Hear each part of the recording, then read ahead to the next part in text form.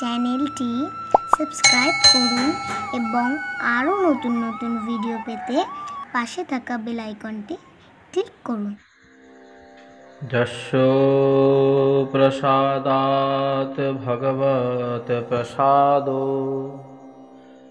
যস্য প্রসাদন্ন গতি কুতোপি ধ্যায়ং স্তুবং তস্য যশস্ত্রী সন্ধং বন্দে গুরুশ্রী চরণারবিন্দ্যম।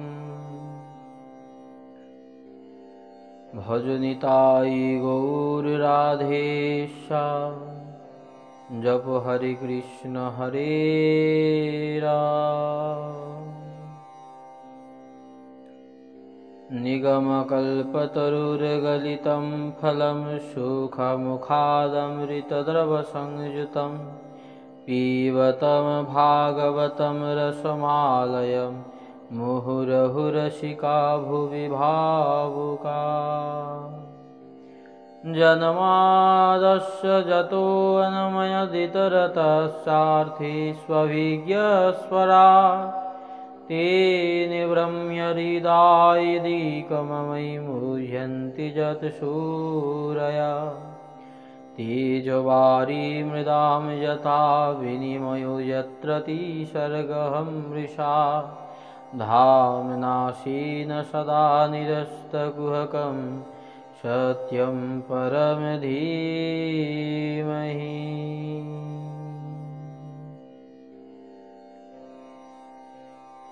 জয় নিতাই, জয় গৌর। আজকে একটি নীতি চরিত্র গল্প বা একটি নীতি কথা নিয়ে আমরা আলোচনা করব। শ্রীমদ্ ভাগবত, যাকে বলা হয়েছে নিগম কল্পতরু বৃক্ষের গলিত ফল, নিচোড় ফল, সেই সুখ পক্ষীর দ্বারা এঁটো করা সেই ফল, রসিক ভাবুক ভক্তবৃন্দ পিবতম ভাগবতম রসমালয়ম মুহুরহু রসিকা ভুবি ভাবুকা। সেই রসিক ভাবুক ব্যক্তি যারা মুহুরহু পান করছেন সেই শ্রীমদ্ ভাগবত রূপী ফল, বেদ বৃক্ষের ফল, সেই শ্রীমদ্ ভাগবতের আমরা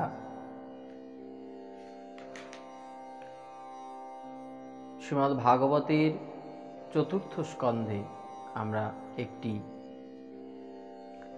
নীতি চরিত্র বা একটি ভক্ত চরিত্র উদাহরণ উপমা দেখতে পাই, সেইটি নিয়ে আমরা আলোচনা করব। তো আসুন দেখা যাক কি সেই কাহিনী। দেবর্ষি নারদ রাজা প্রাচীন বহির কাছে কথা বলতে বলতে, প্রাচীন বহির সাথে কথোপকথন করতে করতে দেবর্ষি নারদ রাজা প্রাচীন বহিকে বলছেন, শোনো রাজা প্রাচীন বহি, কর্মবন্ধন থেকে কিভাবে মুক্ত হবে? গীতায় বলেছেন, কর্মণা বাধিকারস্তে মা ফলেষু কদাচন।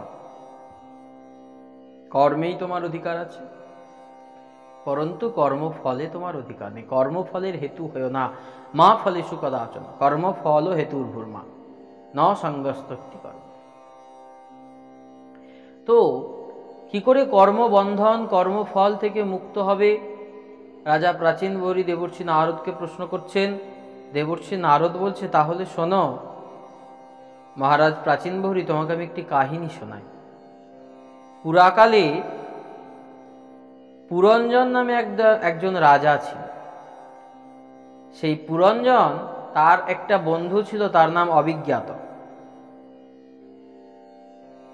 সেই পুরঞ্জন আর অভিজ্ঞাত একদিন গুরুর পরামর্শে কি করলো, হিমালয়ের দক্ষিণ দেশে শানু অঞ্চলে তপস্যা করতে যাওয়ার জন্য প্রস্তুত হল।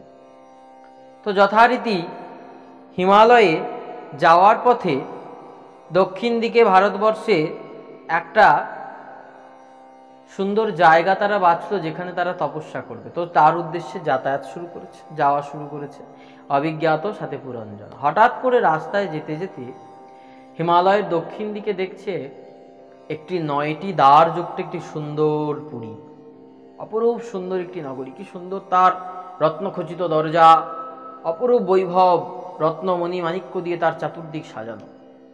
তো সেই দেখে অভিজ্ঞাতকে পুরঞ্জন বলছে, ভাই কি সুন্দর নগরীটা দেখ, একটু যাই, চল ঘুরে আসি। তো অভিজ্ঞাত বলছে, না ভাই, আমরা এসেছি গুরুদেবের আদেশে ভজন করতে, কেন আমরা যাব? ও হচ্ছে মায়াবী, মায়া, ওটা মায়ার পাল্লায় পড়িস না, চল ভগবানের ভজন করতে। এই বলে পুরঞ্জন অভিজ্ঞাতর কথা শুনল আর বলছে, শোন, সামনে যখন এত সুন্দর একটা নগরী পেয়েছি, তো এই নগরীটা অবশ্যই দেখে যাব। তুই যাবি, যা, আমি দেখে তারপরে যাব। তো অভিজ্ঞাত বারবার বোঝালো পুরঞ্জনকে, কিন্তু পুরঞ্জন শুনল না। তো অভিজ্ঞাত বুঝলো, যদি ভালো বোঝে সে নিজে বুঝলে ভালো, নাহলে তো কেউ বুঝিয়ে পারে না। কারণ যে ঘুমায় তাকে জাগানো যায়, যে না জেগে ঘুমায় তাকে জাগানো যায়। তো এই ক্ষেত্রে পুরঞ্জনেরও তাই জেগে ঘুমানোর অবস্থা। তো পুরঞ্জনকে বললো, ঠিক আছে তুই যা, আমি যাই সাধনা করতে। পুরঞ্জন যথারীতি সেই 7 দ্বার বিশিষ্ট 9 দ্বার বিশিষ্ট পুরঞ্জনপুরীতে প্রবেশ করেছে। ঢুকেই দেখছে একটি পঞ্চমুখী সাপ।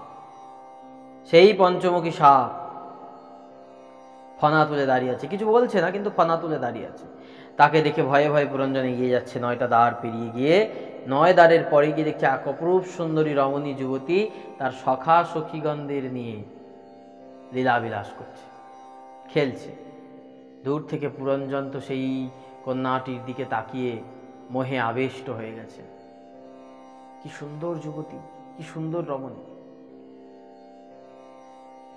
পুরঞ্জন দেখছে আর ওদিকে সেই রমণীও দেখছে। হঠাৎ করে রমণী বলছে, ওহে যুবক, তুমি কে হে এখানে? তুমি নিশ্চয়ই কোনো রাজপুত্র? বললে, হ্যাঁ আমি রাজপুত্র, আমার নাম পুরঞ্জন। কি অভিলাষে এসেছো? এই পুরীটা কত সুন্দর দেখতে, সেই দর্শন করতে আমি এসেছি, দেখে তো আমি মুগ্ধ হয়ে গেছি। পুরঞ্জনী তখন বলছে, সেই যুবতী তার নাম পুরঞ্জনী। পুরঞ্জনী বলছে, তা দেখলে তো শুধু হবে না, ভোগ করার কি ইচ্ছা হচ্ছে? বলছে, হ্যাঁ অবশ্যই হচ্ছে। তাহলে পুরঞ্জনী বলল, তাহলে যদি ভোগ করতে চান আমাকে বিবাহ করতে হবে, চলুন আমরা বিবাহ বন্ধনে আবদ্ধ হই, আমাকে আপনার খুব পছন্দ হয়েছে। পুরঞ্জন তো বলে, আমারও পছন্দ হয়েছে। পুরঞ্জনী সুন্দর করে বিবাহ হয়ে গেল। পুরঞ্জনী বিবাহ করে গার্হস্থ্য ধর্ম পালন করছে। কিন্তু দেখতে দেখতে দেখতে দেখতে কি হয়েছে,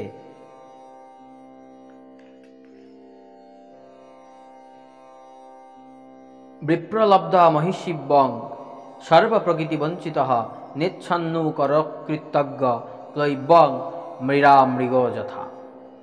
সেই পুরঞ্জন তার সুন্দরী স্ত্রী প্রতি এতটাই আসক্ত হয়ে পড়লেন যে সেই সুন্দরী স্ত্রী যা বলতো সে তাই শুনত, এবং সবসময় সুন্দরী স্ত্রীর কিসে ভালো হবে, কি করলে তার ভালো হবে সেই চিন্তা করত। সুন্দরী স্ত্রী রোদ দিয়ে যাচ্ছে, পিছনে পুরঞ্জন রাজা ছাতা ধরে ধরে যাচ্ছে। স্ত্রীর যাতে কষ্ট না হয় তার জন্য ফল নিজে খাইয়ে দিচ্ছে, হাঁটতে যাতে কষ্ট হয় তার জন্য কোলে তুলে নিয়ে যাচ্ছে। এইভাবে তার স্ত্রী যা বলে, যখন যা বলে তাই করতে থাকে। পুরঞ্জন সেই স্ত্রীর, পুরঞ্জনীর দাসত্ব করতে আরম্ভ করে।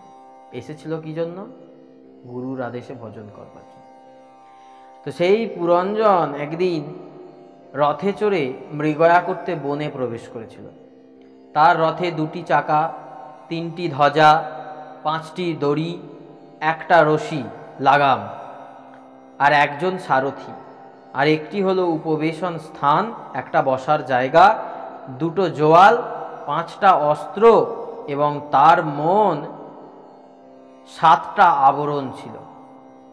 মন নামক সেনাপতি তার সঙ্গে বনে গেলেন। সেদিন মন মৃগয়ায় এত মুগ্ধ ছিল যে তার পত্নীকেও ছেড়ে এসেছিলেন।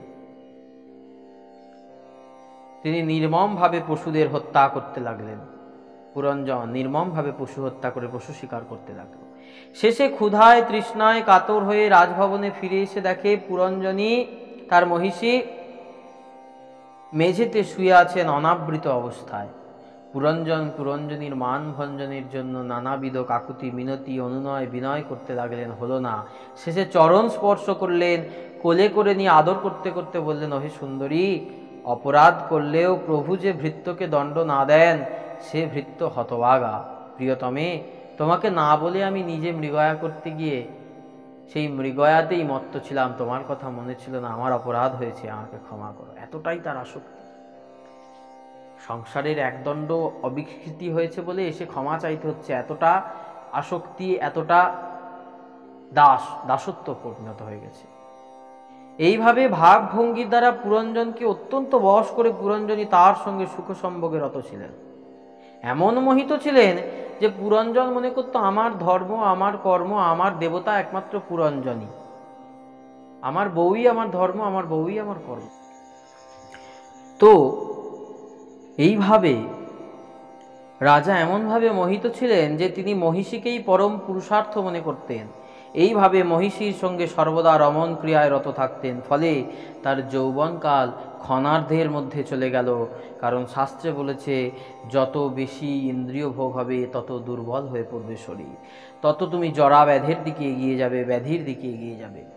মহারাজ পুরঞ্জনের 1100 পুত্র আর 110টি কন্যা ছিল। শেষে জীবনের যে সময়টি নারী সঙ্গকামক পুরুষের কাছে অত্যন্ত প্রিয়, সেই বার্ধক্য এসে উপস্থিত হল। আস্যাদাদ সবই কাল জোহা প্রিয়া প্রিয় সীতা। সেই প্রিয় সময়ে তার বার্ধক্য এসে উপস্থিত হলো। কেন বার্ধক্য এলো? একদিন হঠাৎ করে বৃন্দাবনের মধ্যে ঘুরে বেড়াচ্ছিলেন তিনি, সেখানে কালের কন্যা জরা এত সুন্দর অপরূপ সুন্দরী পুরঞ্জনকে দেখতে পেয়েছে, পুরঞ্জনও জরাকে দেখতে পেয়েছে। তো এই মতো অবস্থায় জরাকে দেখে পুরঞ্জন বলছে, তোমাকে আমার খুব পছন্দ হয়েছে, তুমি কি আমায় বিবাহ করবে? জরারও দেখে পছন্দ হয়েছে পুরঞ্জনকে, যুবক পুরুষ। তো সেই পুরঞ্জনের সাথে যখন কালের কন্যা জরার বিবাহ হলো, পুরঞ্জন আস্তে আস্তে বৃদ্ধ হয়ে গেল। পুরঞ্জনের আর দেহে সেই যুবকের ক্ষমতা নাই, আর চামড়া টানটান নাই, আর সুন্দর সেই চোখ নাই, সুন্দর চুল নাই, সুন্দর গায়ের রং নাই, সুন্দর হাত পায়ের জোর নাই। আর সে পুরঞ্জনী সাহায্য করতে পারছে না, তবু করে যাচ্ছে, কিন্তু হাত পায়ের তো জোর নাই, তবুও পারছে না করতে। বয়সের ভারে বৃদ্ধ হয়ে গেছে, জরা তাকে আক্রান্ত করেছে। সেই পুরঞ্জন দেখতে দেখতে যখন তার চামড়া ঝুলে গেল, চোখ মুখ কালো হয়ে গেল, সেই পুরঞ্জন আস্তে আস্তে আস্তে আস্তে যখন অক্ষম হয়ে গেল, পুরঞ্জনী আর তাকে ভালোবাসে না, পুরঞ্জনী আর তাকে সেই ভালো চোখে দেখে না, পুরঞ্জনী আর তাকে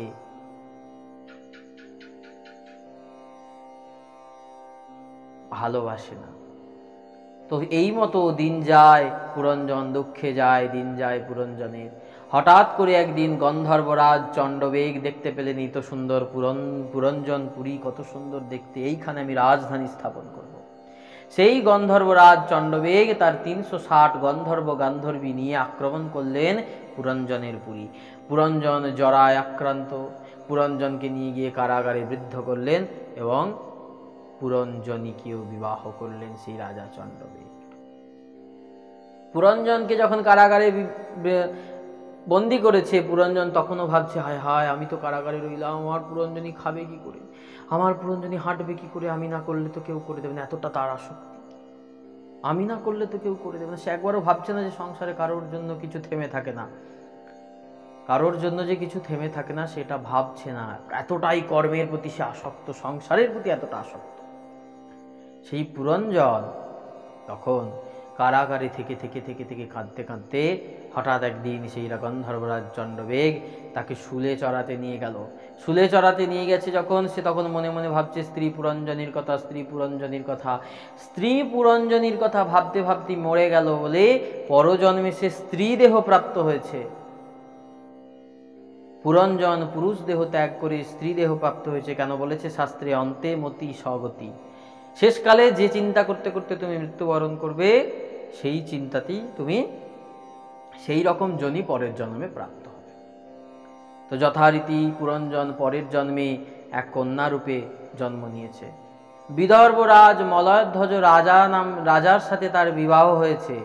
সেই মলয়ধ্বজ রাজার প্রতিও তার সেই সমান আসক্তি। এখন নারী দেহ হয়েছে বলে আসক্তি চলে যায়নি, সমান আসক্তি মলয়ধ্বজ রাজার প্রতি।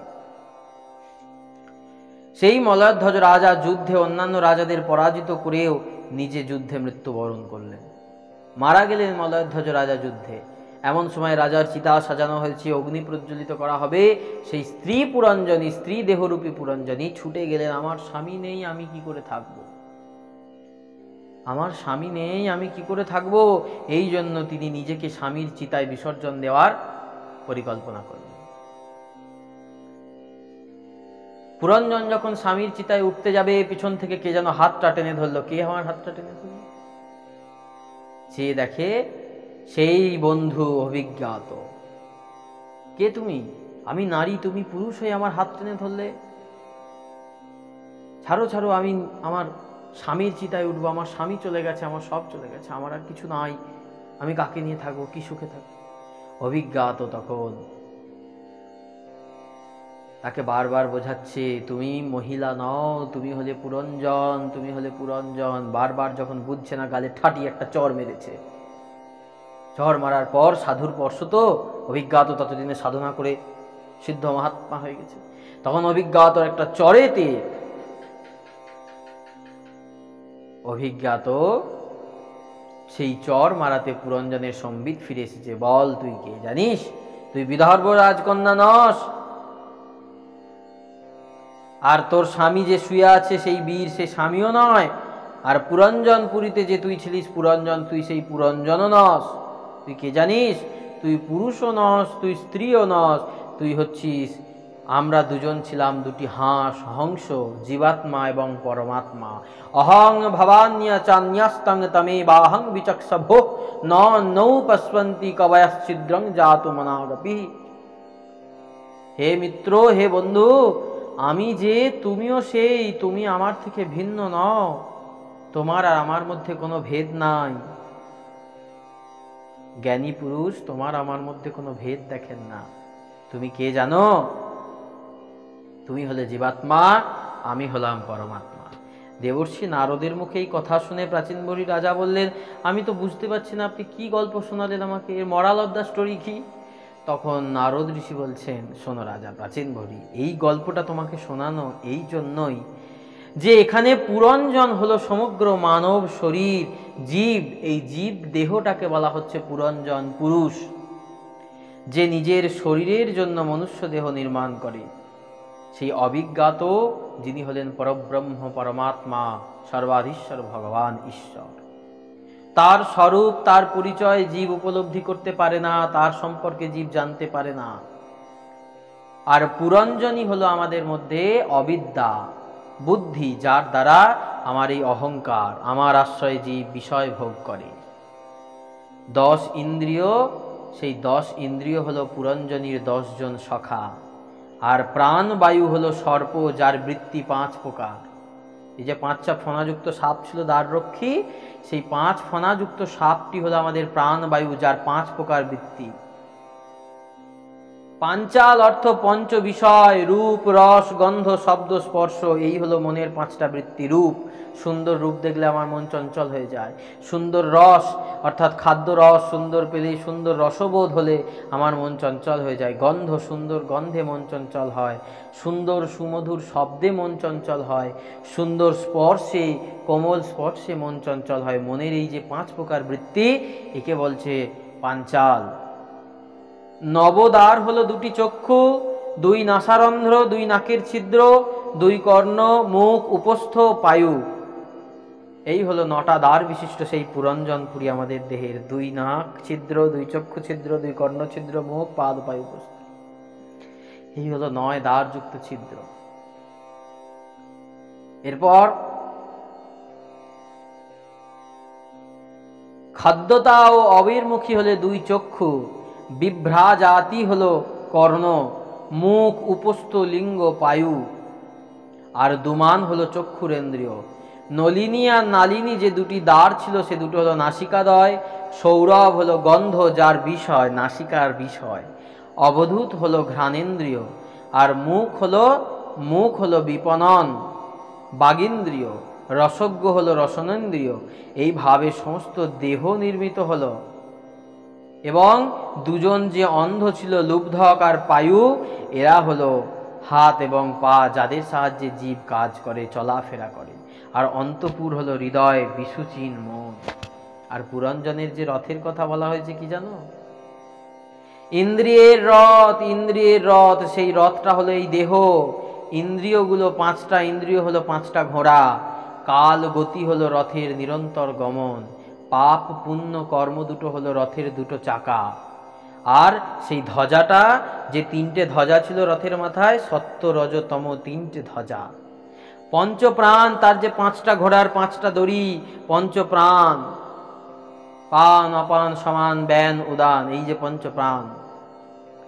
মন ঘোড়ার লাগাম, মনটা হলো সেই ঘোড়ার লাগাম, আর বুদ্ধি হলো সারথি। কোথায় উপবেশন করবে? এই হৃদয়ে উপবেশন করবে। শোক মোহ হলো জোয়াল, বন্ধন স্থান। ইন্দ্রিয়ের পাঁচ বিষয় তাতে রক্ষিত অস্ত্র।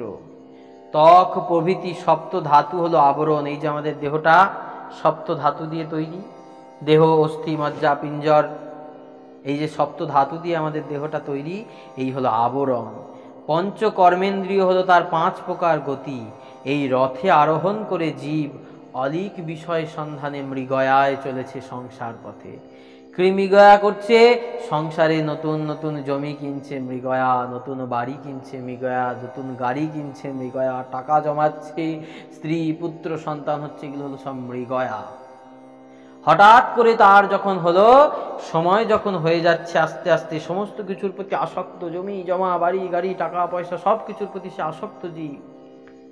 সে আসক্তি নিয়ে যখন সে হঠাৎ করে কালের কন্যা জরার সাথে তার পরিচয় হচ্ছে, দিন দিন তার সময় চলে যাচ্ছে, সেই কালের কন্যা জরা তাকে যখন আক্রমণ করলো, বৃদ্ধ হলো, তখনও বয়সের ভারে শরীর নুয়ে যাচ্ছে, আর ক্ষমতা নাই। আর ওদিকে যেই শরীর অবশ হয়ে গেছে, তখন 360 গন্ধর্ব নিয়ে চণ্ডবেগ রাজা, গন্ধর্বরাজ আক্রমণ করেছেন। চণ্ডবেগ হলো সংবৎসর, 1 বৎসর, এইগুলো বছরগুলো হলো চণ্ডবেগ। আর 360 গন্ধর্ব, 360 গান্ধর্বী, 360 দিন রাত, 360 দিন আর 360 রাত, এই নিয়ে 360 গন্ধর্ব গান্ধর্বী নিয়মিত নিত্য নিত্য আমাদেরকে আক্রমণ করে চলেছে। দিন দিন চলে যায়, দিন চলে যায়, একটা দিন যায় আর একটা দিন যায়।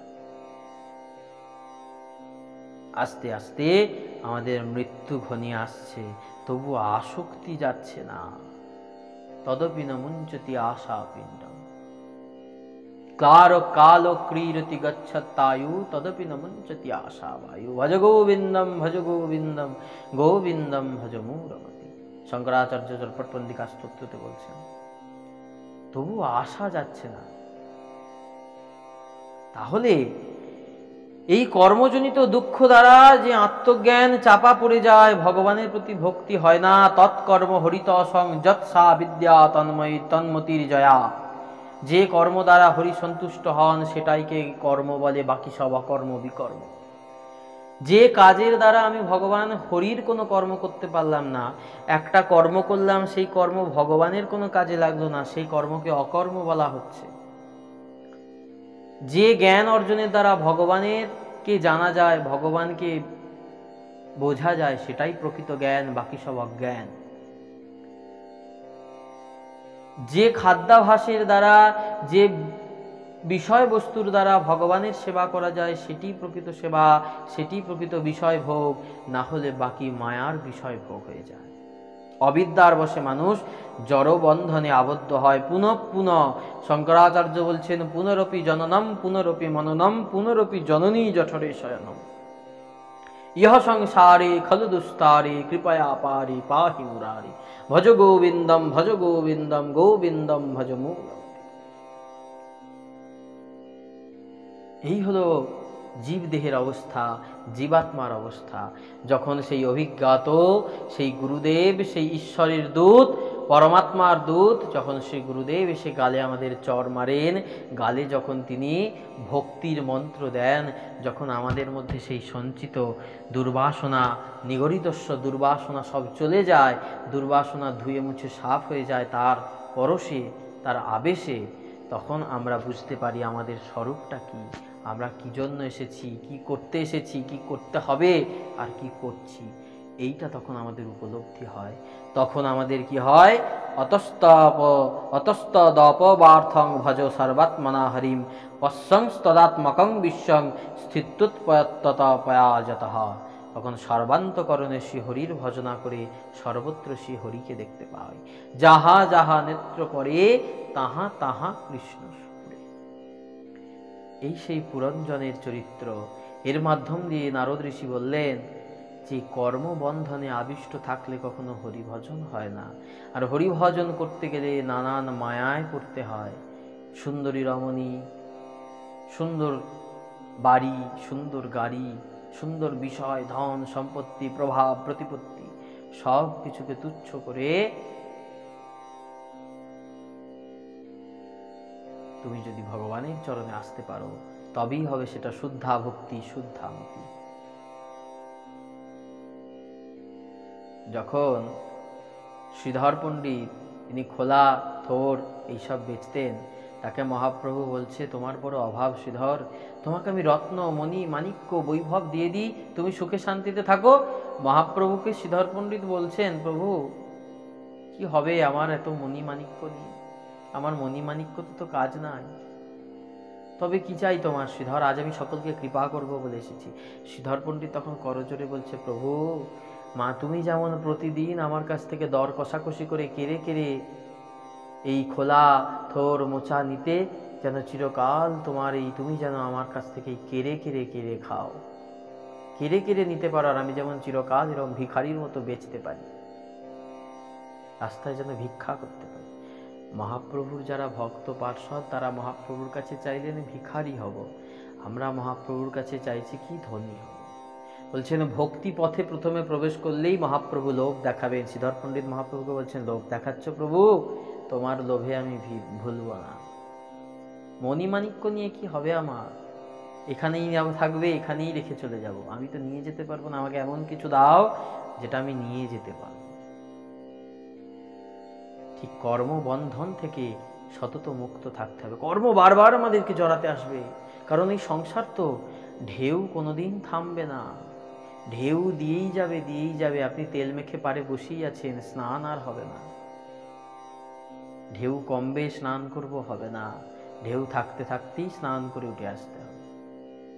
তাই কর্মের বন্ধন থেকে মুক্ত হয়ে কর্মবন্ধনকে জয় করে মা ফলেষু কদাচন, কর্মকে কখনো হেতু করবে না। তাই কর্মবন্ধন থেকে মুক্ত হতে গেলে ঠিক এই রকম গুরু, বৈষ্ণব, গ্রন্থ, শ্রী ভগবানের চরণে শরণ নিয়ে এক মনে এক ধ্যানে গুরুদেব যে ইষ্ট দিয়েছেন তার ভজনা করুন। নিজ নিজ গুরু পাদপদ্ম আশ্রয় করে গুরুদেব প্রদত্ত ঈশ্বর নিজের স্বরূপ সেইভাবে ভগবানের সেবা করুন। নিতাই নিতাই বলে ডাকুন, গৌর গৌর বলে ডাকুন। জয় নিতাই, জয় গৌর, নিতাই গৌর, রাধে শ্যাম। জপ হরে কৃষ্ণ হরে।